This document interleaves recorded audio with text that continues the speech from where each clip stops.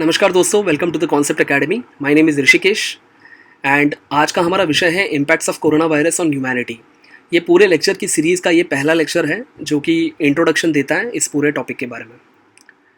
This lecture series is a creation of concept academy and right choice. आप please इस lecture को like करिए, share करिए आपके दोस्तों के साथ और हमारे चैनल को सब्सक्राइब करिए। दोस्तों, कोविड-19 या कोरोना वायरस, इसकी वजह से जो अलग अलग देशों में लॉकडाउन हुआ है, लोगों को क्वारंटाइन होना पड़ रहा है और जो बड़े तादाद में डेथ्स हुई है, तो उसकी वजह से दुनिया परमानेंटली चेंज होने वाली है। ह्यूमन काइंड्स के ऊपर और उनके डिफरेंट लाइफ के एस्पेक्ट्स के ऊपर बहुत ज़्यादा फ़र्क आने वाला है। बहुत सारे हम लोग चेंजेस देखेंगे आने वाले समय में। तो यहाँ पे हमने ऐसे टेंटेटिवली 14 से लेकर 15 टॉपिक्स चूज़ किए हैं और जिसके ऊपर हम लोग कुछ एनालिसिस देंगे कि कैसे इस पूरे बीमारी का और इसकी वजह से जो फैला हुआ पैंडमिक है उसका परिणाम इकोनॉमी पे, इंटरनेशनल रिलेशंस पे, एजुकेशन पे या सोशल रिलेशंस पे होगा। तो मेरी आपको सभी को रिक्वेस्ट है कि ये पूरी की पूरी सीरीज़ आप फॉलो करिए। दोस्तों, ये स्क्रीनशॉट 16 अप्रैल 2020 को लिया गया है और इसके अकॉर्डिंगली करंट वर्ल्ड की पॉपुलेशन है 7.8 बिलियन, जिसमें से कोरोना वायरस से टेंटेटिवली 21 लाख इतने लोग प्रभावित हैं और उसमें से 1,42,000 लोगों की डेथ हुई है। बाय द टाइम इस लेक्चर को हम लोग फिनिश करेंगे तब तक अनफॉर्चुनेटली कुछ और लोगों की डेथ हुई रहेगी। दोस्तों, 20वीं सेंचुरी में बहुत सारे क्राइसिस ह्यूमैनिटी ने देखे, जिसमें से वर्ल्ड वॉर 1, वर्ल्ड वॉर 2 था, उसके बाद कोल्ड वॉर हुआ। सिमिलरली 1918 में स्पेनिश फ्लू इस नाम से एक हेल्थ क्राइसिस आया था। ये आज जैसे कोविड-19 ने जिस तरीके की तबाही मचाई है, उतनी या फिर उससे भी ज़्यादा इतनी तबाही स्पेनिश फ्लू ने मचाई थी। लेकिन 1918 और 2020 में जो दुनिया है उसमें बहुत बड़ा फ़र्क है, बहुत अंतर है। उस ज़माने में hardly just now world war 1 का तभी कंक्लूड हुआ था, रशियन रिवॉल्यूशन हुआ था। लोगों की जो मूवमेंट्स होती है, मास मूवमेंट, वो काफ़ी कम थी। मास कम्युनिकेशन के चैनल्स नहीं थे। कंप्यूटर, इंटरनेट, सोशल मीडिया, ये सब चीज़ें, ये फैसिलिटीज़ अवेलेबल नहीं थी। और सबसे इंपॉर्टेंट चीज़ है कि मेडिकल साइंस ये कम्प्लीटली अंडर डेवलप्ड था। इसके लिए आप देखेंगे कि उस ज़माने में टेंटेटिवली 50 लाख लोग, इतने लोगों की जानें उसमें चली गई। सिमिलरली 1930 में द ग्रेट डिप्रेशन नाम से यूएस में एक फाइनेंशियल क्राइसिस आया था। वहाँ पे स्टॉक मार्केट कोलैप्स हो गया, जिसकी वजह से बहुत सारी कंपनी ने अपनी वेल्थ लूज़ की। उन्होंने बहुत सारे लोगों को काम पे से निकाल दिया और क्योंकि अभी लोगों के पास नौकरी नहीं बची, उनकी जेब में पैसा नहीं बचा, फ्यूचर को लेके उनके पास इनसिक्योरिटी थी, इसके लिए फिर दे स्टार्टेड स्पेंडिंग लेस और बिकॉज ऑफ दिस ये ग्रेट डिप्रेशन फिर फैलते गया। सिमिलरली 2008 में यूएस में हाउसिंग का क्राइसिस आया था और because of this particular crisis वहाँ पर रिसेशन आ गया। तो ह्यूमैनिटी ने ऐसे फाइनेंशियल क्राइसिस हाल ही के कुछ समय में देखे हैं।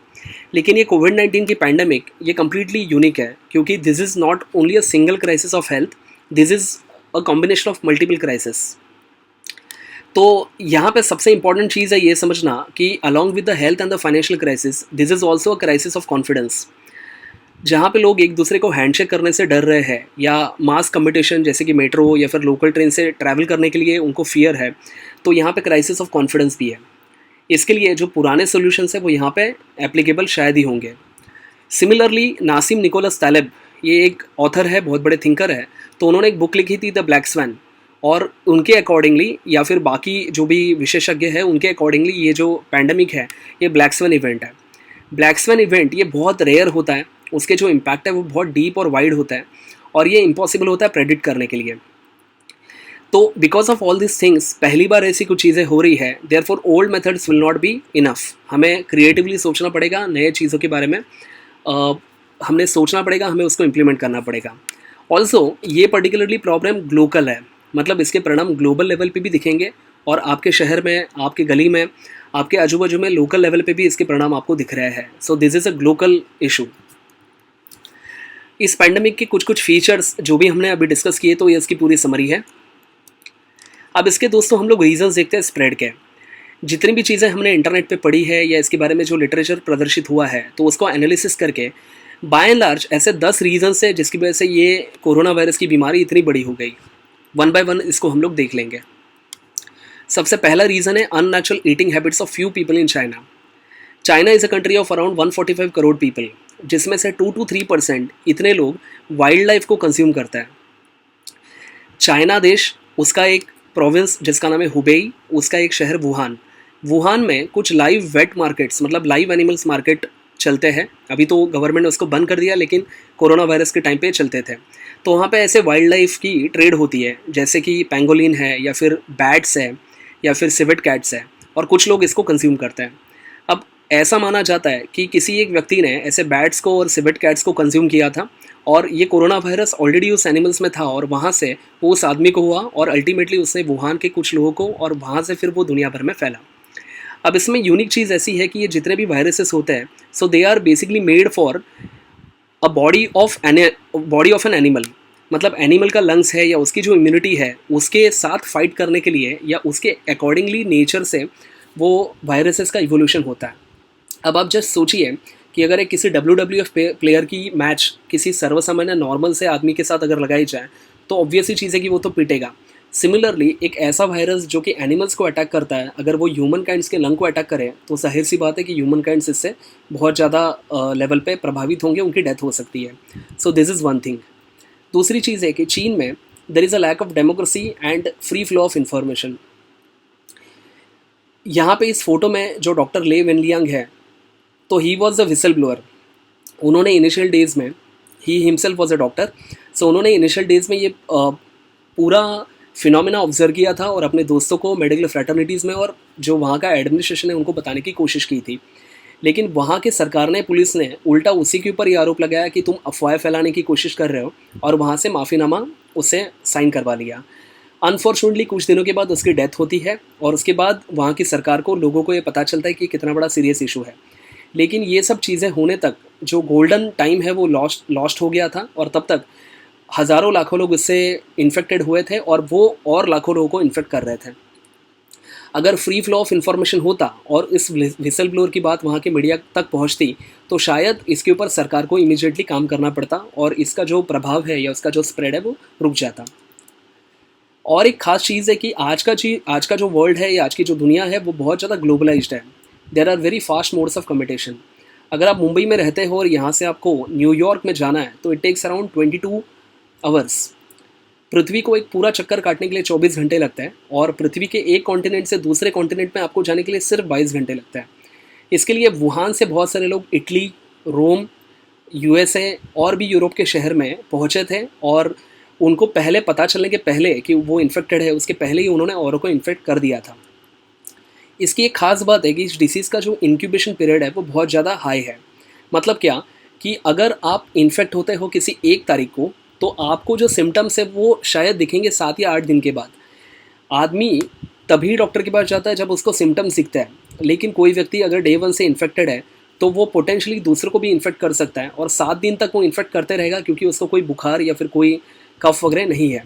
देयरफॉर इसका असिम्प्टोमेटिक ट्रांसमिशन ये उसका प्रॉब्लम है, कि people do not know that they are infected, but they still keep on infecting other people.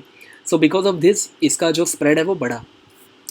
और एक इसमें खास बात है कि पॉलिटिकल करेक्टनेस करने के चक्कर में कुछ कुछ नेताओं ने बहुत बड़ी गलतियां कर दी। आप यहाँ पे देख सकते हैं कि डोनाल्ड ट्रंप, USA के अध्यक्ष, 2020 में नवंबर महीने में उनको चुनाव को लड़ना है और उसको जीतना है। अब 2016 में जब भी डोनाल्ड ट्रंप USA के प्रेसिडेंट बने थे, तभी उन्होंने USA की जनता को ये प्रॉमिस किया था कि यहाँ की इकोनॉमी को मैं सुधारूंगा। अब अगर USA में लोगों की जान बचाने के लिए लॉकडाउन करना पड़े, तो जाहिर सी बात है कि इकोनॉमी ठीक से नहीं चलेगी, और उनका जो प्रॉमिस है वो फुलफिल नहीं होगा। इसके लिए इकोनॉमी को बचाने के चक्कर में उन्होंने लॉकडाउन लेट किया, और उसमें 12-15 दिन या टेंटेटिवली 1 महीना वेस्ट हुआ, और उसमें बहुत सारे लोग फिर इन्फेक्ट हो गए। दिस इज़ द रीज़न कि आज के तारीख में USA में मोर देन 6.5 लाख इतने लोग अफेक्टेड है, इससे इन्फेक्टेड है, और तकरीबन 30,000 लोगों की इसमें डेथ हुई है। सिमिलरली इटली, उसका एक पर्टिकुलरली शहर फ्लोरेंस, उसके मेयर, तो इटली में कुछ दिनों पहले ऐसी सिचुएशन थी कि चाइना से जब भी न्यूज़ आर्टिकल्स आ रहे थे कि ऐसी बीमारी वहाँ पे फैल रही है, तो कुछ लोग ने ऑलरेडी ये रिक्वेस्ट की थी कि चाइना से पूरे तरीके का जो फ्लो ऑफ पीपल है वो रोक दिया जाए। ऑब्वियसली उसकी वजह से कुछ रेसिज्म भी हो रहा था, और कैसे वो देश रेसिस्ट नहीं है और हम लोग कैसे बहुत ज़्यादा डेमोक्रेटिक है, ये बताने के चक्कर में ये फ्लोरेंस शहर के जो मेयर हैं उन्होंने एक कैंपेन स्टार्ट किया जिसका नाम है हग अ चाइनीज़। इस कैंपेन के तहत लोग आते हैं, ऐसे किसी भी चाइनीज़ आदमी को हग करते हैं और चले जाते हैं, बिना ये पता किए कि उसको इन्फेक्शन है या नहीं है। इसका एक छोटा सा वीडियो है, 1 मिनट के अंदर अंदर ये ख़त्म हो जाएगा, तो हम लोग इसको देख लेते हैं।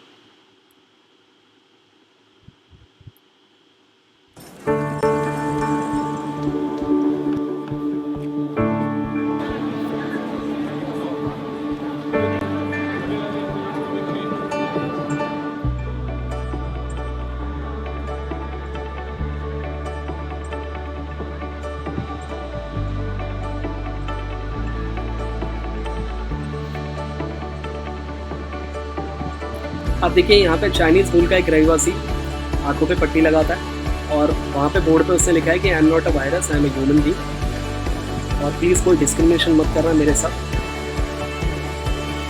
जनता भी वहाँ पे आ रही है, सेल्फी खींच रही है, गले मिला रही है, और उनको मालूम भी नहीं है कि वो इनडायरेक्टली इन्फेक्ट हो रहा है।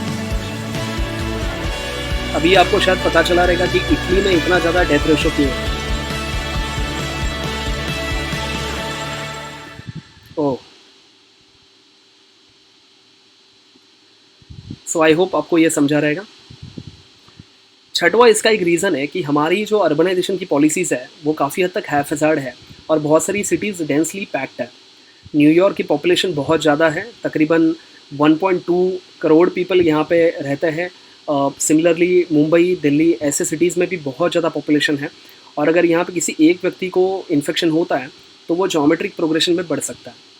इसके लिए आप देखेंगे कि कोरोना वायरस से सबसे ज़्यादा जो प्रभावित इलाके हैं वो हाईली पॉपुलेटेड है, और दूसरी चीज़ कि ऐसे एरियाज़ या ऐसे सिटीज़ जहाँ पे fast mode of transport is available, तो रूरल इंडिया में ये फिनोमेना आपको काफ़ी हद तक कम दिखेगा।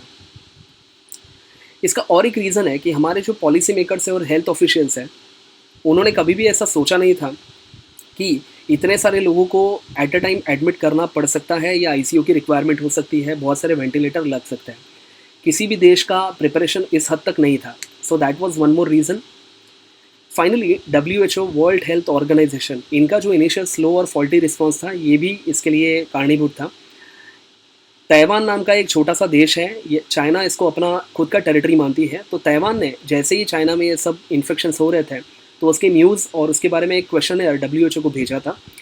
लेकिन WHO को एक बहुत बड़ी तादाद में फंडिंग चाइना से मिलती है, और अगर WHO ताइवान को एक अलग देश मानती है तो फिर वो चाइनीज़ प्रेसिडेंट शी जिनपिंग ये उस चीज़ से नाराज़ हो जाएंगे, और उसकी वजह से WHO ने ताइवान के ऐसे जो क्वेश्चनर है और उनकी जो रिक्वेस्ट है उसको नज़रअंदाज किया। और यहाँ पे एक ट्वीट उन्होंने बोल दिया है कि ट्वीट में लिख दिया है कि there is a clear evidence of human to human transmission. तो ऑब्वियसली WHO ने भी इस पूरे सिचुएशन को रीड करने की जो इनिशियल अपॉर्चुनिटी है वो खो दी।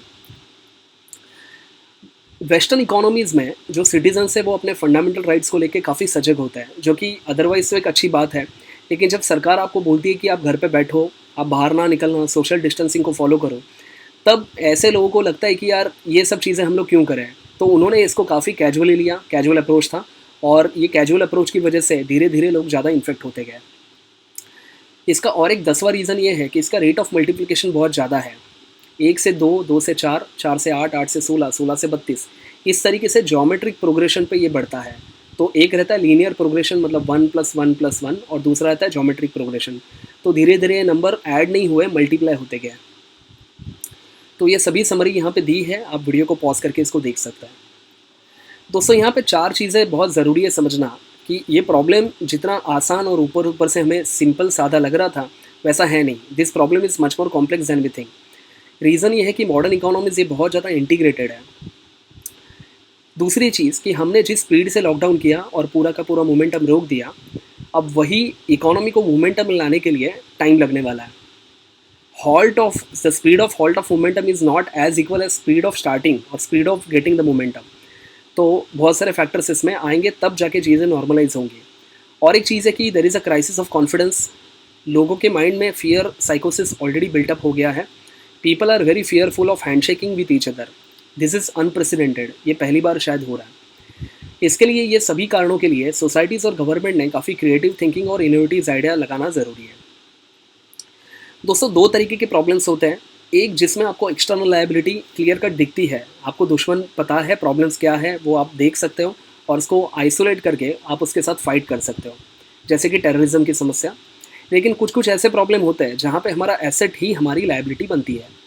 जब हमारा एसेट हमारी लायबिलिटी बनती है तब उस लायबिलिटी का सिलेक्टिव एक्सक्लूजन बहुत डिफिकल्ट होता है। बैड एलिमेंट ये अच्छे एलिमेंट्स के साथ सुपर इम्पोज हो जाता है। कोरोना वायरस बीमारी में लगभग ऐसे ही कुछ हुआ। ग्लोबलाइजेशन एक पॉजिटिव फोर्स है, उससे हमारे इकोनॉमी का भला हुआ है। ग्लोबलाइजेशन का मतलब ये भी होता है कि फ्री फ्लो ऑफ पीपल, लेकिन कोरोना वायरस स्प्रेड होने का one of the important reason भी यही है। मतलब कोरोना वायरस एक नेगेटिव एलिमेंट, ग्लोबलाइजेशन एक पॉजिटिव एलिमेंट के साथ सुपर इम्पोज हो गया, तो यहाँ पे हमारा एसेट हमारी लायबिलिटी बन गई।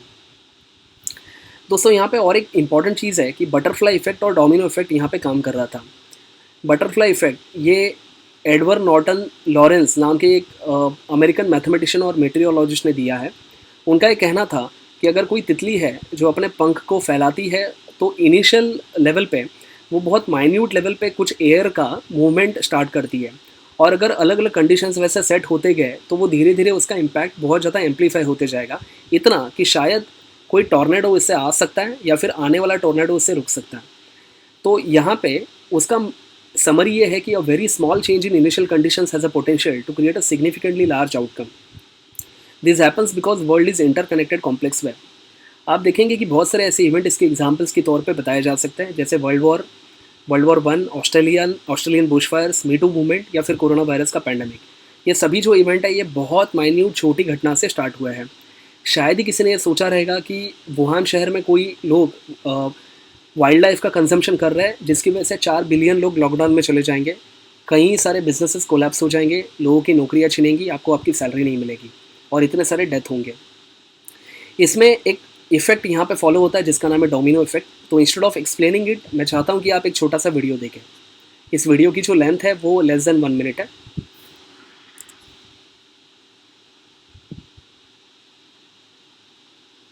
Everybody knows about playing with dominoes, but what you may not know is that a domino can knock over another domino, which is about 1.5 times larger. So what I have here is a chain of dominoes.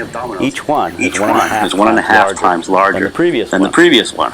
And the smallest domino is about 5 millimeters high and 1 millimeter thick. And I will carefully place it. And there are 13 dominoes. And the largest domino it weighs about 100 pounds and is more than a meter tall.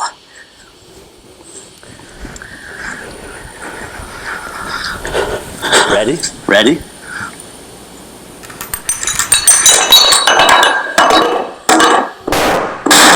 Boom.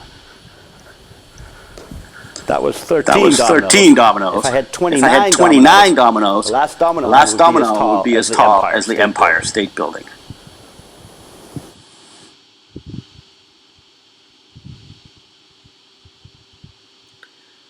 I hope आपको domino effect क्या है ये पता चला रहेगा। तो इस corona virus की पैंडेमिक में भी ये डोमिनो इफेक्ट फॉलो हो रहा था। इनिशियल घटना बहुत छोटी थी लेकिन धीरे धीरे वो एम्पलीफाई होती गई। तो यहाँ पे एक चीज़ बहुत साफ है कि हम लोग जो कहते हैं कि we are an independent country, तो this is false. Basically we are interdependent country और the entire world is interdependent, एक दूसरे के ऊपर वो डिपेंडेंट है। जैसे मैन्युफैक्चरिंग डिपेंडेंट है डिस्ट्रीब्यूशन के ऊपर, retail location, customers, raw material, supplier, हर कोई चीज़ एक दूसरे से कनेक्टेड है। तो एट अ टाइम ये सभी चीज़ें एक साथ अगर पॉज पे चली जाए तो बहुत ज़्यादा दिक्कत हो सकती है और उसके परिणाम लंबे समय तक दिखेंगे।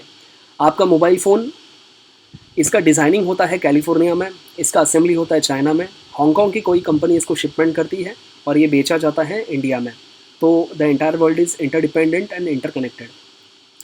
It is not like simple engine switch on and switch off. जिस गति से हमने इंजन को स्विच ऑन किया और स्विच ऑफ किया और हम लोग रुक गए, उस गति से फिर से उसी स्पीड पे आने के लिए टाइम लगेगा, क्योंकि supply chains, cargo movements, human resources, physical labour, लोगों की जेब में पैसे और जो डिमांड वो लोग जनरेट करने वाले हैं, फियर कोशेंट ऑफ पीपल, ऐसे मल्टीपल फैक्टर्स के ऊपर डिपेंडेंट होती है। यहाँ पे कुछ थॉट प्रोवोकिंग चीज़ें हम लोग देखेंगे। सबसे पहली चीज़ कि हमारी जो एजुकेशन सिस्टम है वो हमें अभी इनोवेटिव करनी पड़ेगी। कोरोना वायरस की बीमारी ने एक चीज़ सामने लाई है कि दुनिया के जो सबसे इम्पॉर्टेंट और सबसे बड़े प्रॉब्लम्स हैं उसके सोल्यूशंस किसी बुक में, किसी किताबों में नहीं दिए गए हैं। उसके सोल्यूशन सिर्फ और सिर्फ क्रिएटिव थिंकिंग और इनोवेशन से ही लाए जा सकते हैं। Therefore we have to alter our ways in which we teach our children. दूसरी चीज़ है कि हम लोग कहते हैं तो है कि सोशल डिस्टेंसिंग चल रहा है, लेकिन ये social distancing is happening in a connected world. ये एक तरीके का ऑक्सीमोरॉन है। मतलब the pandemic has pushed us into maintaining social distancing yet we are remaining hyper connected with the help of internet and social media. तो basically हम लोग physically distance maintain कर रहे हैं लेकिन हम लोग अदरवाइज कनेक्टेड है। सबसे ज़रूरी चीज़ है कि हमें हमारे फर्स्ट लाइन ऑफ डिफेंस को, मतलब हेल्थ केयर प्रोफेशनल्स के लिए बचाना है। तो अगर सबसे पहले किसी को हेल्प की ज़रूरत है, हमारी जितनी भी एनर्जीज़ है, हमारे फिनांसेस है, वो अगर कहीं पे चैनलाइज करने हैं तो वो मेडिकल हेल्थ केयर प्रोफेशंस की तरफ चैनलाइज करना बहुत ज़्यादा ज़रूरी है। We all are interconnected and interdependent in the world. तो आजू बाजू में जो चीज़ें घट रही है उसका परिणाम हमारे ऊपर होने वाला है, और हम लोग जिस तरीके से बर्ताव करने वाले हैं पर्यावरण के साथ, उसका परिणाम दूसरों के ऊपर हो सकता है। ये भी एक ज़रूरी चीज़ है कि हमारे आजू बाजू में पूरी विश्व भर में, बट स्पेशली हमारे नेबरहुड में डेमोक्रेसी होना क्यों ज़रूरी है। शायद चाइना एक डेमोक्रेटिक कंट्री होती और वहाँ पे फ्री फ्लो ऑफ इंफॉर्मेशन होता, तो कोविड-19 पैंडेमिक की जो इन्फॉर्मेशन या जानकारी है वो बहुत तेज़ गति से फैलती और जनता उससे अलर्ट होती और शायद ये कभी बाहर ना आता। So this has proven why do we need democracy and free flow of information in our neighborhoods too. Otherwise, soon their problems will become our problems. One more thing is very important to understand that we are swimming in the same boat. Either we swim together or we sink together. ये एक ऐसे तरीके का phenomena है जहाँ पे किसी एक व्यक्ति ने अगर मिस्टेक कमिट की तो उसके परिणाम सबको भुगतने पड़ सकते हैं। All people will get punished for that. ये वायरस काफ़ी डेमोक्रेटिक है, ये सभी को इक्वली इफेक्ट करता है। ये बिल्कुल नहीं देखता है कि सामने वाले व्यक्ति का रिलीजन क्या है, जेंडर क्या है या उसका फाइनेंशियल स्टेटस क्या है। गरीब से गरीब आदमी भी इन्फेक्ट हो सकता है, और यूनाइटेड किंगडम के प्रधानमंत्री बोरिस जॉनसन या सऊदी अरेबिया की जो रॉयल साउथ फैमिली है उसके 150 मेंबर, ऐसा कोई भी व्यक्ति इससे अफेक्ट हो सकता है। So everyone should be cautious. इस पूरे पैंडेमिक से और एक चीज़ साफ है कि नेचर ये पृथ्वी का सबसे डोमिनेंट फोर्स है। इस बीमारी ने और कोरोना वायरस ने हमें पूरी तरीके से हम्बल कर दिया है। हमारी साइंस की जो लिमिट्स है वो हमें बता दी है, और सबसे ज़रूरी बात यह है कि हमें ये समझना पड़ेगा that earth will protect us only when she is protected. अगर हम लोग वाइल्ड लाइफ ईटिंग कर रहे हैं, अगर एनवायरमेंटली अनसस्टेनेबल चीज़ों से हमारा लाइव्स गुजार रहे हैं, तो फिर शायद नेचर कभी ना कभी रिएक्ट करेगा। क्योंकि आप देखिए कि अर्थ में या नेचर के नज़र में कोई एक आदमी, कोई मछली, कोई तितली या फिर कोई भी प्राणी, इस सभियों की जानों की कीमत सेम है। इसके लिए हमें अर्थ को प्रोटेक्ट करना चाहिए ताकि अर्थ हमें प्रोटेक्ट करेगी। तो ये पूरा जो भी चीज़ें हमने डिस्कस की थी ये उसका समरी है। आई होप आपको ये लेक्चर पसंद आया रहेगा। इस पूरे लेक्चर सीरीज़ में इतने सारे टॉपिक हम लोग कवर करेंगे, आप इसको ठीक से फॉलो करिए। Again please my request is please like this video, share this video with your friends and subscribe to our channel. And this is a note of thanks. Thank you very much guys. One more thing, यहाँ पे अगर आपको इस lecture के note चाहिए तो आप Telegram channel को विजिट करिए, यहाँ पे हमने इसकी लिंक दे दी है। Thank you very much for watching and please keep following our videos. Thank you, thanks lot.